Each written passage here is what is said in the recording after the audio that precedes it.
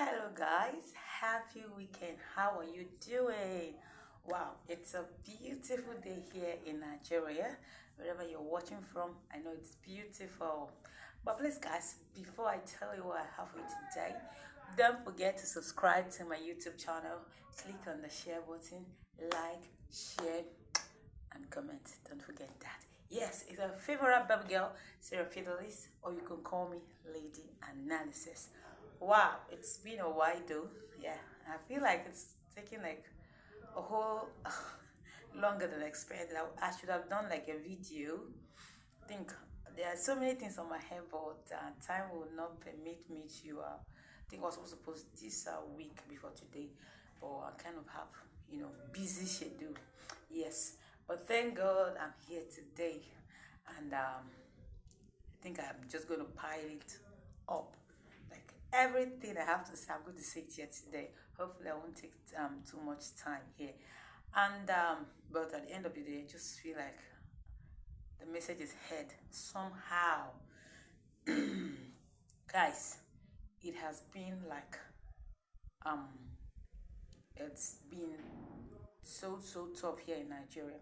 From the fact that things are so expensive, life is expensive, to the point where people are barely surviving, to the point where you wake up every morning, you are hearing different news. You're trying to survive when hearing sad news where you see a young teenage boy who is not just killing one, he's killing three. Like, I don't understand how a teenage boy is already a murderer. Like, it's already like he has killed three. Like, it's not like it's a mistake. Like, and how do you survive it? How did you survive the first one, the second one, and the third one? Like, I don't know. I don't know. To the point where I think the place where I stay, like there's this thing that been happening like for months now. Like, it's not funny. For months now, they have written, to the government to assist them to bring more military personnel to that environment. And funny enough, it's not even far from where I stay. But the government are not even doing anything. Like, even if the police comes there, but I feel like they're not even enough to tackle those individuals that come in the night every time, and kidnap persons there and demand for ransom, like huge amount of money. Like, how do a person who is earning nothing less than 100,000 naira, probably maybe he has a business, and let's assume in a month he gets 300,000, 250, 100,000, and you're telling him to give you 15 million, 50 million, and something like that. It doesn't make sense. But the truth is that right now, these particular people there, what they do in the evening right now, in the evening they go out.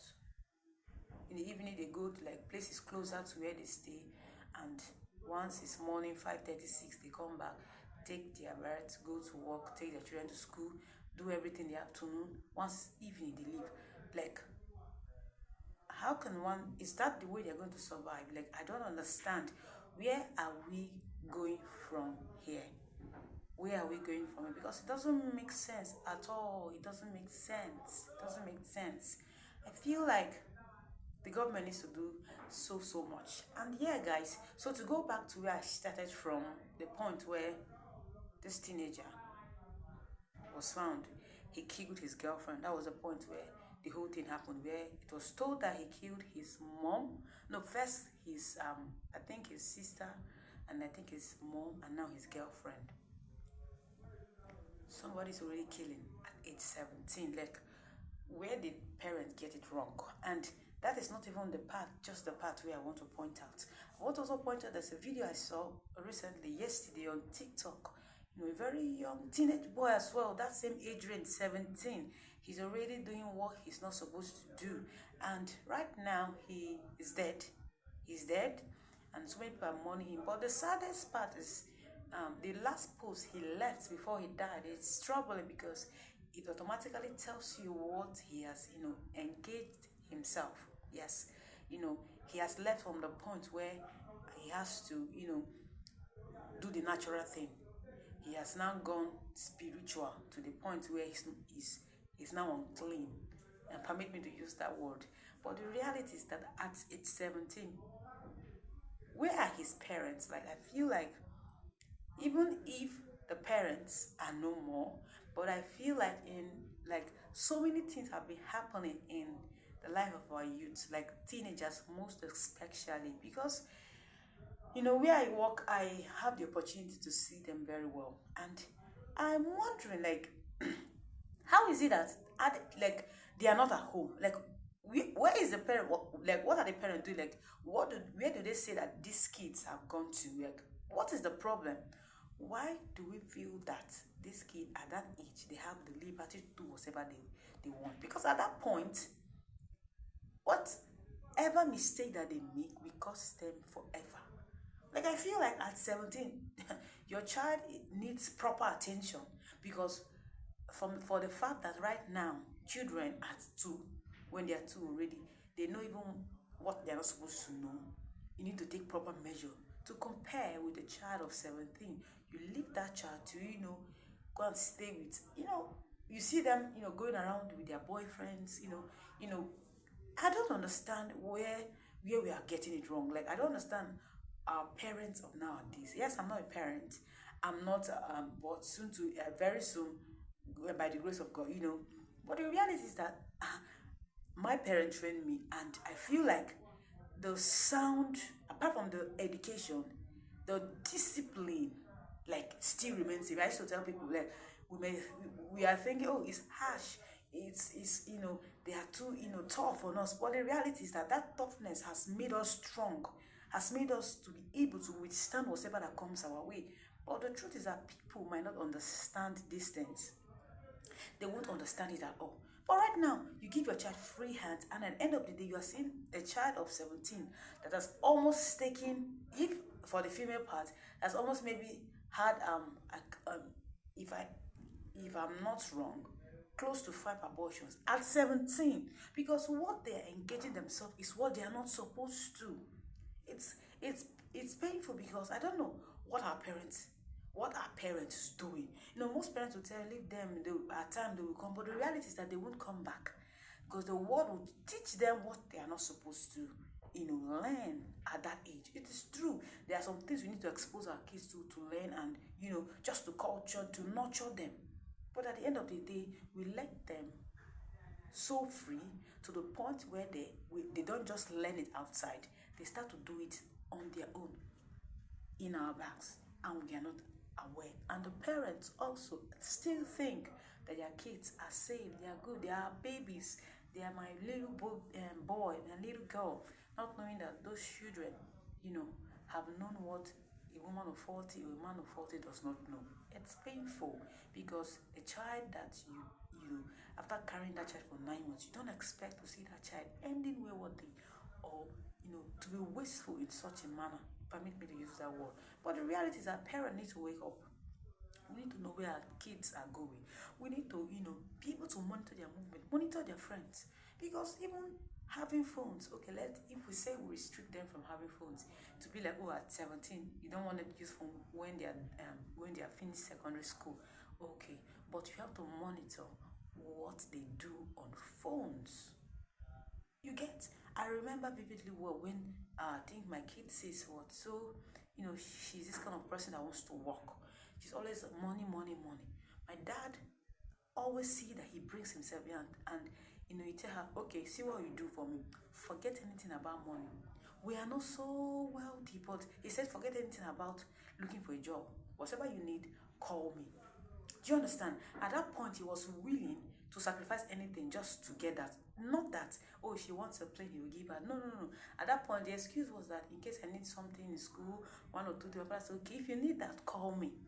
Do you understand? At that point, there is what concern for the need of that child. Because most times, what makes these children go outside to do what they're not supposed to do is they want to meet up with the society, to what the trends is and everything they have been exposed to. At the end of the day, they're doing what they're not supposed to do, because they feel like, oh, if I tell my parents, they might not want to give me that. So at the end of the day, they are wasted. At 17, they're already taking alcohols.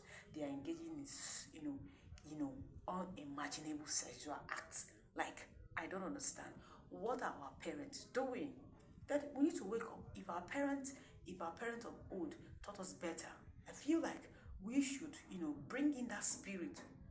Same way with our kids.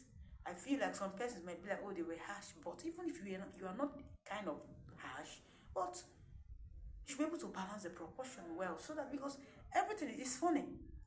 It's funny because 17 years already has killed three. Where did the parent get it wrong?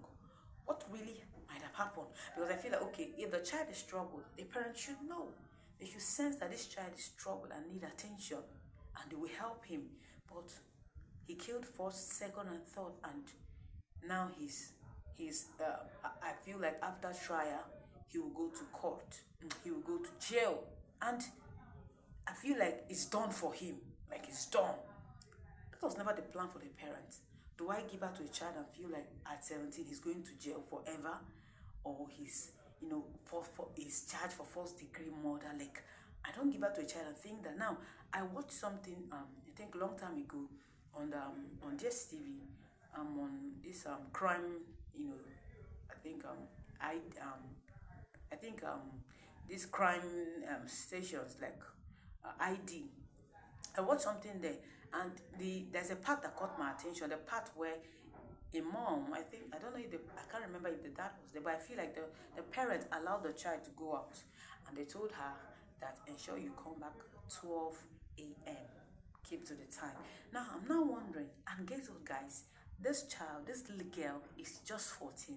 Now you're telling your child is leaving the house by 10 or by 9, if I could remember, and you're telling the child ensure you are back before 12 a.m. A girl of 14. What is she doing that late at night? Now, the story behind this thing now is that after the whole thing, the girl left, and that was all. They never saw her again. Now, what do you expect? A 14-year-old child, somebody somewhere might be monitoring her, and at that point, she's not too smart. A child is a child. You know, the moment they are growing, their brain is still growing because they are small. Even if sometimes people are mature, but they can still think like kids. But the truth is, no matter how you think they are matured, they are still that age. Anything can happen. How will a parent allow a child go out by that time and you are boldly telling the child, ensure you come back by 12? I don't understand. So this way we're getting it all wrong. Generally, we need to be able to caution our children, put them into order, because it doesn't make sense at all.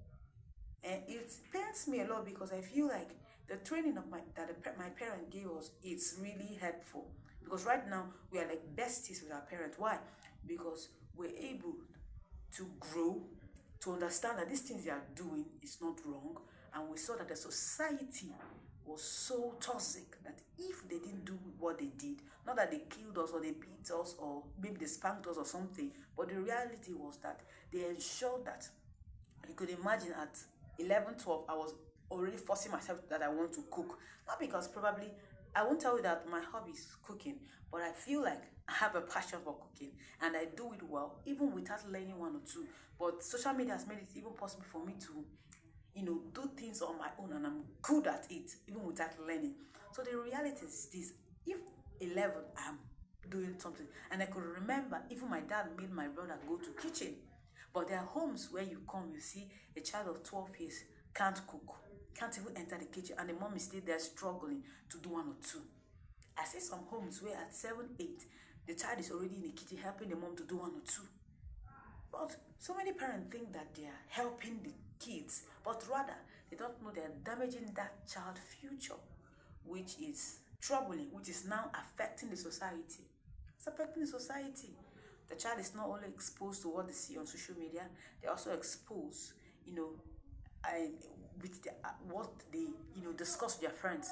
I remember a time where I think I was going to work, and I saw some kids saying something. I call them kids because I feel like they're still kids, and I heard them saying, mentioning these drugs, Postino, and we're saying something related to Postino, like Postino drugs. We know what it is, and I was laughing. Do you know I was laughing?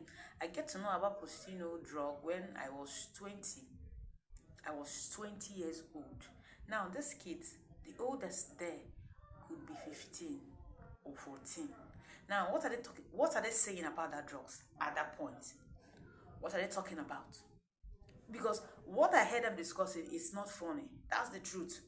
But at this point, they are now exposed to what they are not, like they know even more than me. You know, I get to, even some drugs that people take, I get to know some of these drugs now at my age.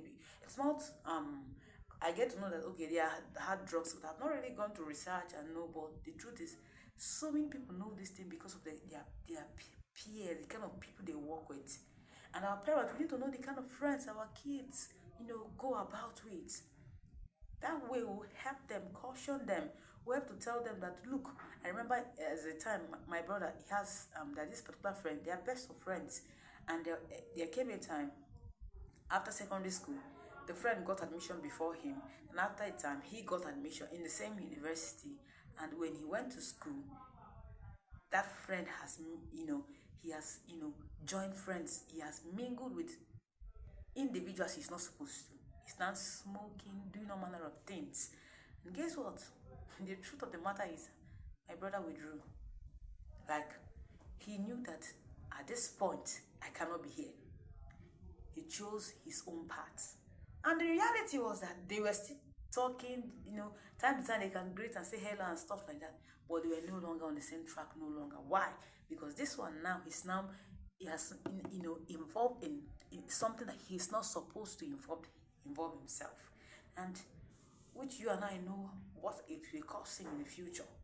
But the reality is that it is because of the proper training. That's why when people go out, even without their parents being close by, they can, do the right thing.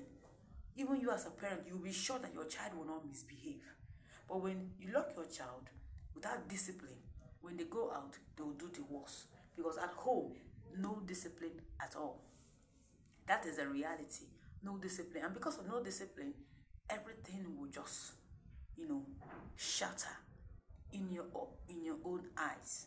And the other aspect I want to also touch about is the part where, okay, before I actually go to the next part, let me just I feel like telling parents to take time, you know, the same way our parents raised us. I feel like they should put in more effort to raise their kids.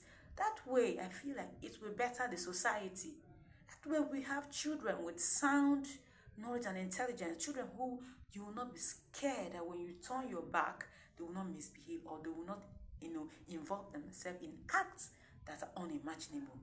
Please, parents, we need to, raise our kids, you know, parents who also that even if you're not a parent now, but I feel like later in the future, one way or the other, we all are going to be parents. So I feel like raise your child properly so that the society will be a better place. That way we'll not have teenage boys and girls, already going to jail for first degree murder. It's not making sense at all. So the other aspect I want to touch about is um that place, like I said earlier, not far from where I stay. Like if you are going to walk, like you are taking your time walking, it take you probably 30 minutes. If you take your car, probably 3 5 minutes you are there. Not far at all. So of recent they have been having this kidnapping, people unknown gunmen, bandits, they will, come to that environment, pick one or two persons, demand for some certain kind of ransom and stuff like that. Continuously, we have have cases where I think a child was killed, even a father who was trying to rescue his wife, something like that, was killed as well. So, but this issue have continued, and this particular is like an estate. So it's like an extension of where I stay. Like where I stay is a community on its own. Then the other place is like an extension, like a government, federal government allocation. So now they have written to the federal government about these issues, and nobody saying anything.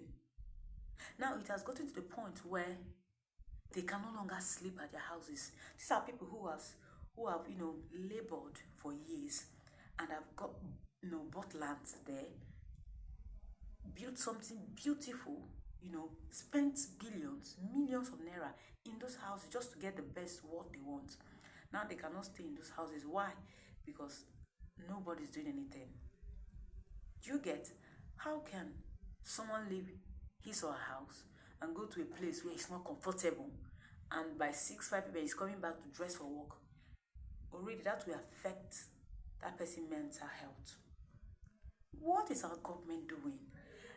Just recently, and there was protest in Nigeria, when it was almost getting closer, they were, the police were everywhere. So yes, they were everywhere. Just because of protests that nobody planned to do anything other than just to protest so that their voices can be heard.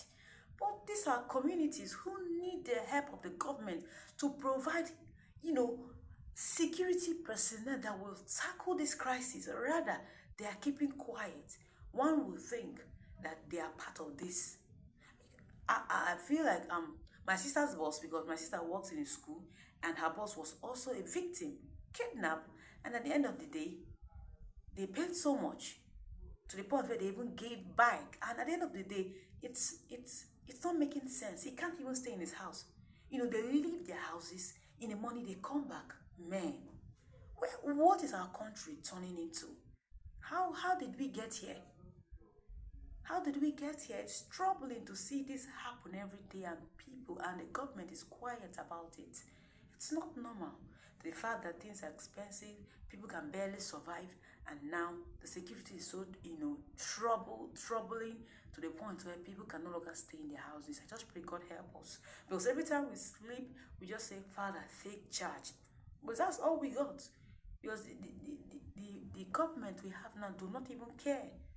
Things are increasing every day and they are quiet about it. People are dying, lamenting. The increase in the price of fuel has become something else. Like, so many people have even dropped their cars. Like, it's better for them. It's even more economical for them to go with your public transport, because I feel like you are buying fuel for 1,200 naira, and at the end of the day, your salary is not even increased. So what is the essence of people taking the car? So it's better I go with public transport. That way it saves cost. But at the end of the day, I feel like the government needs to do more. They need to do more and help. Like, how did we get here? I keep saying this thing. How did we get here? How did we get here? How did we get here? It's troubling and it's disturbing, because this is not the life we promise our children. This is not the life we promise, while we were younger. There's this thing they usually say, we are the leaders of tomorrow. Here we are. Our fathers are still the leaders, and we wonder when we're going to be the leaders. But the reality is that the government of Nigeria need to help her masses, because this is becoming chaotic. One can no longer bear this no longer. I feel like we need to come out. And parents, you need to do more. You need to do more. So you'll not be burying your child or carrying your child, or your child will be involved in one or two things that will make you even have issues. Because so many things that these young, teenagers do have caused their parents to early grief, or cause them, many of them have BPs, high blood pressure. Why? Because their kids have involved in something they were not supposed to. So we need to caution ourselves. At the same time, the government needs to come out to protect her citizens. That is the first priority of every nation. Of every nation. I feel like we need to do more. So thank you guys for joining or staying tuned with me. I hope you enjoyed today's edition, and I hope to see you guys next week. I feel like when I'm 100 subscribers, I'm going to do a live. Yes, a live. Yes, guys. So guys, stay tuned and don't forget to subscribe. Click on the share button, like and comment. Love you guys. Bye.